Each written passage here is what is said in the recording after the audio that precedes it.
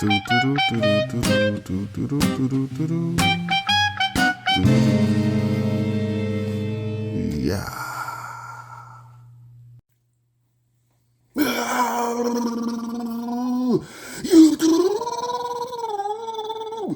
Back in this thing again for another review.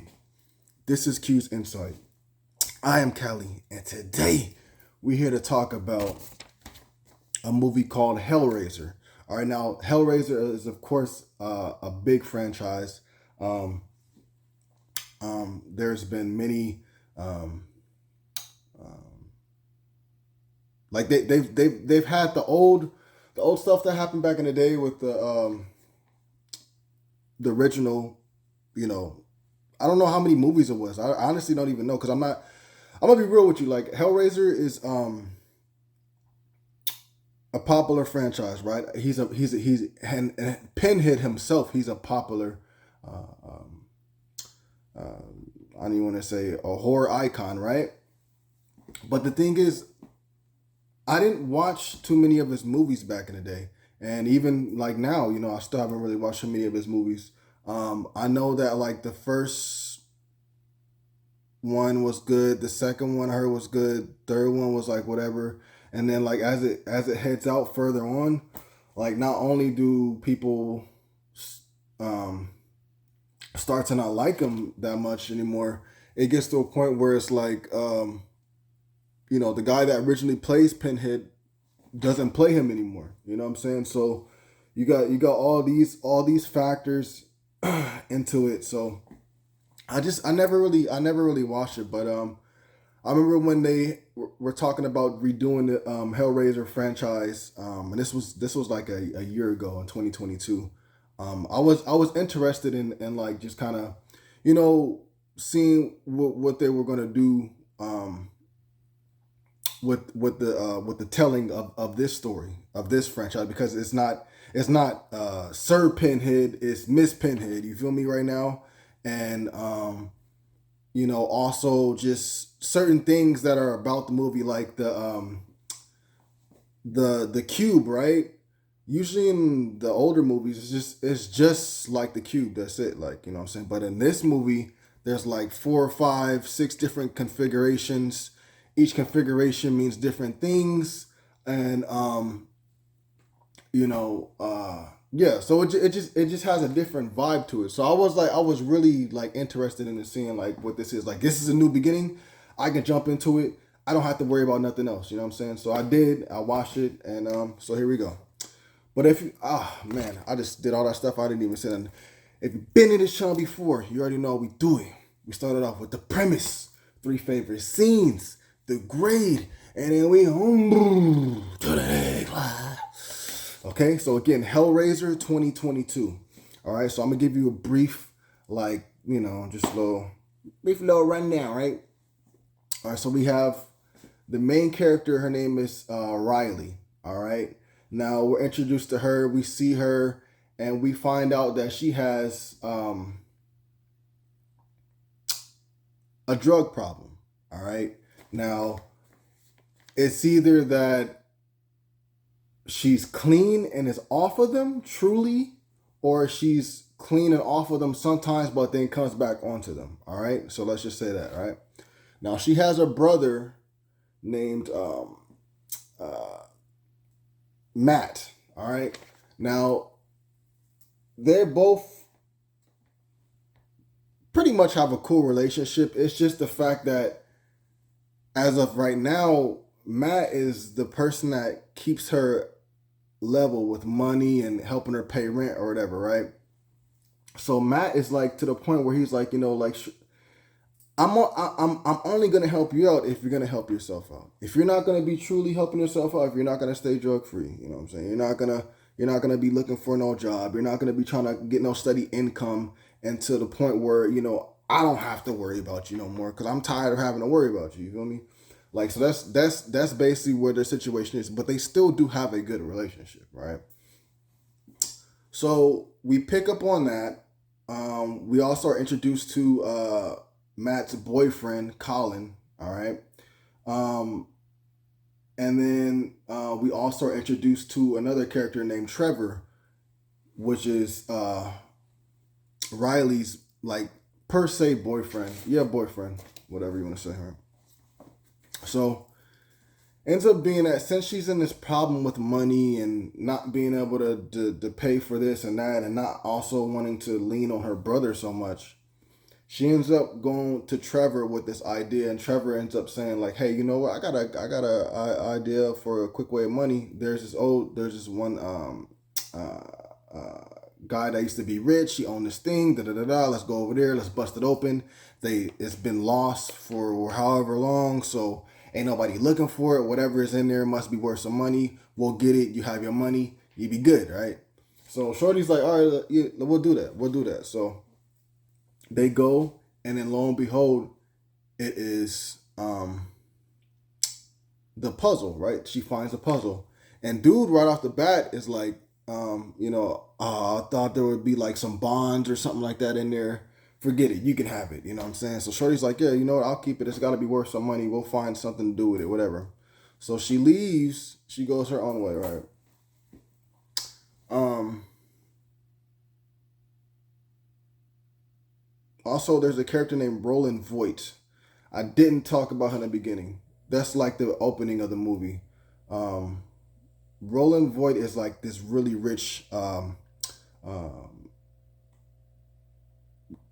guy on the movie, right? And he collects, memorabilia or whatever you want to say, like old trinkets, whatever you want to say, right?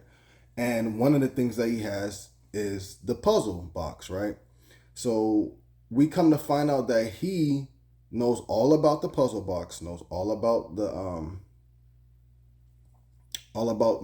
hell priest and all um the whole lore of the Leviathan and just everything. Like he knows so much already, right?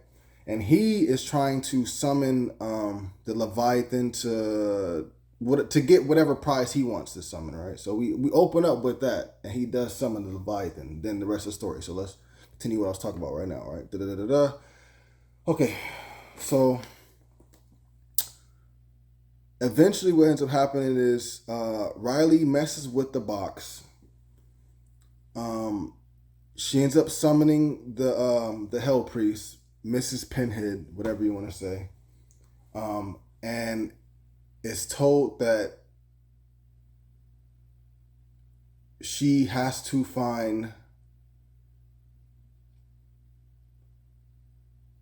either someone to take her place, or she has to be okay with becoming basically the Cenobite, basically type of thing, because she solved the configuration and she actually stabbed herself. Like with this box, once you solve it, a knife pokes out of the box, bro. If you get poked with the knife, your blood is basically like goes with the puzzle box, and then after that, all the freaking Cenobites come after you, whatever, right? You know what I'm saying? And then you basically get turned to a Cenobite, whatever, or you just end up dying, whatever, right? So she's telling her shorty, like, look, like you can either, let things happen the way it's gonna happen, or you can find somebody else. So, we follow her brother, her brother's boyfriend, and also her boyfriend Trevor, and they're tasked with just trying to find a way to save her. That's it. So, I don't want to spoil too much. I didn't talk about everything as well, and I feel like that's good enough. Like I said, so you got the situation where Riley finds the box, uses it, and then ends up having a situation where in which she's trying to find out all she can about the lore of the Leviathan, the Cenobites, the Hell Priest, whatever you want to say, right? And to find out a way to get out of the situation that she's in. All right, so that would be basically the premise. 3 of my favorite scenes. These may be out of order, and these will be spoilerish. All right, so 3 of my favorite scenes. Definitely would have to be Mm,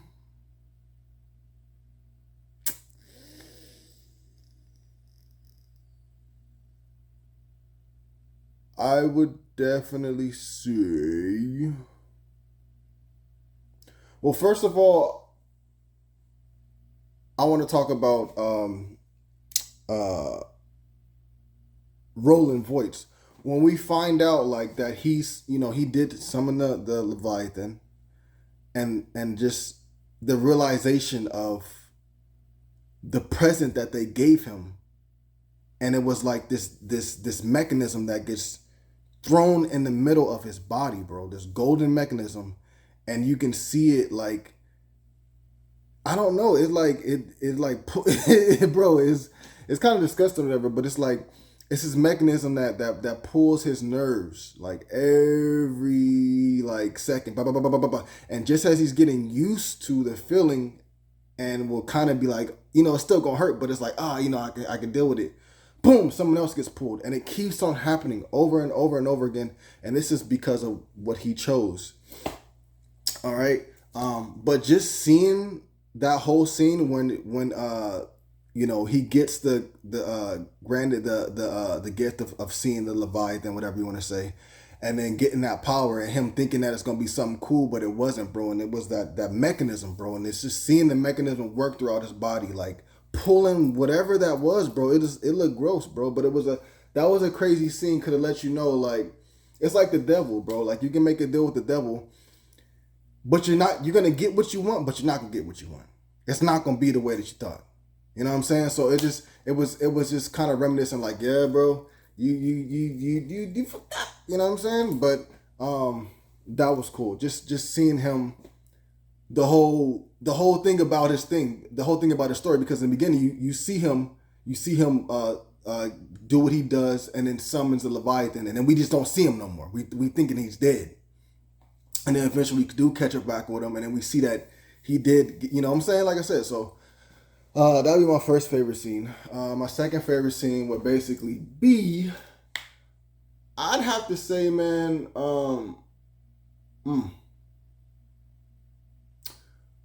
when when Riley decides to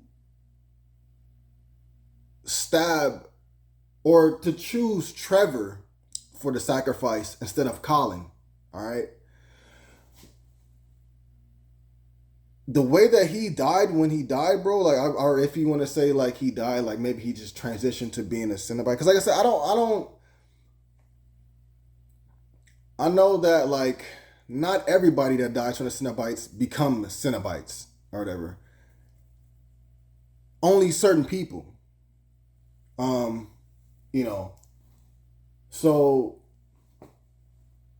I don't know. I don't think he's gonna become a Cenobite. I think he's just gonna be dead, bro. I think he's gonna be dead. But just the way that he died, bro, like when the wires were like wrapped around his arm so tight that his flesh just right there, you know what I'm saying, around his neck, bro. You know what I'm saying, like bro was done. Bro was done. You feel me? And he couldn't. And the saddest thing about it, bro, is like he couldn't even talk. You know what I'm saying? He couldn't even talk because that wire was wrapped around his neck so tight, bro. He couldn't even talk, bro. It was gonna go through his legs, bro. Like it was them wires, bro. I know that hurt. I know it hurt, bro. Like I know it hurt so bad, bro. But he couldn't even talk, man. He couldn't even talk, bro. I know if that wire wasn't around his neck, when that flesh came off his arm, he'd be like, ah! But because he couldn't even talk, like, cause it's like, I get, you know what I'm saying, like constipation mode.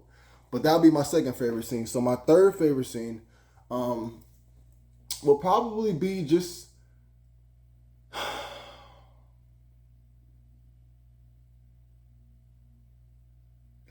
like the ending, bro. Like when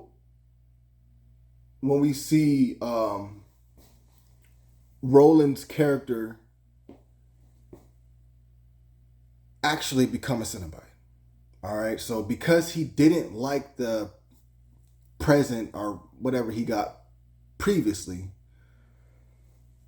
Lady Pinhead tells him, "Look, you chose the wrong thing.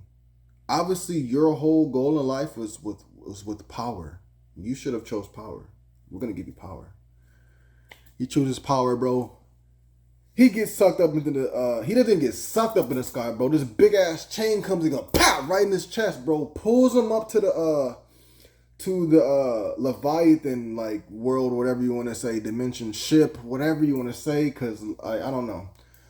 He goes up there, bro, surrounded by white light. He's changed. Like he's bald now. He doesn't have no clothes on. He doesn't have no hair. His eyes are kind of seem like they're burnt out a little bit. Skin is kind of have a little purplish tint to it. And then we see him, bro, become a Cenobite, bro. Like, and it was crazy because it's like you see him in pain, and then eventually it goes to the point where he becomes a Cenobite. So his eyes go from white to black. You know what I'm saying? And once it goes to black, you can kind of see him just kind of in awe of it. Like he's like, oh, this feels good type stuff. But at first he's like, oh, and then when he turns, he's like, let it happen type stuff. Like this feels good type stuff. And it's like, it's crazy, bro. Like the whole Cenobite situation, like how they just kind of take pain and they like it. They derive off the negative, bro. And it's just it's crazy. Like it's crazy when you really think about it. But I really also like the way that this movie ended, bro. That was my third favorite scene. But I really also like seeing him turn into a Cenobite. But I really also like the way that the movie ended by Riley deciding that she was just gonna live on Earth without her brother. You know what I'm saying? And be a regular human being and deal with all the trauma that she has to deal with. And for the Lady Pinhead to be like, look, like you see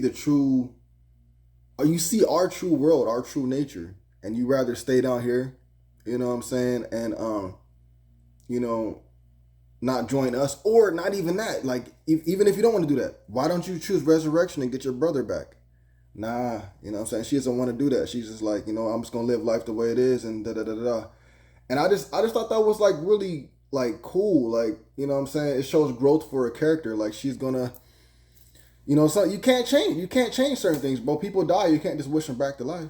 And if they did come back to life, they're probably gonna be back in the way that you would want it to. So, I really appreciated seeing her growth as a character. I also appreciated seeing Lady Pinhead look like I'm living a life over here, bro. You could be joining me, but you want to stay here in this anguish? All right, good luck to you. You know what I'm saying? It's worse out here than it is with me. And you're like, no, bro, it's worse where you're at, bro. But their whole mindset is different. You know what I'm saying? So, but it was cool to see that recognition that Lady Pinhead was like you're gonna be living in hell down here. You know what I'm saying? But Riley's character also if I go with you, I'm gonna be in hell too. But my mindset will be different. But I'm still gonna be in hell type stuff. But yeah, bro, that'll be three of my favorite scenes. The great for this movie, man. I thought this was a very intriguing movie. Hellraiser has such a interesting lore about it, bro. It's like one of those movies like Aliens,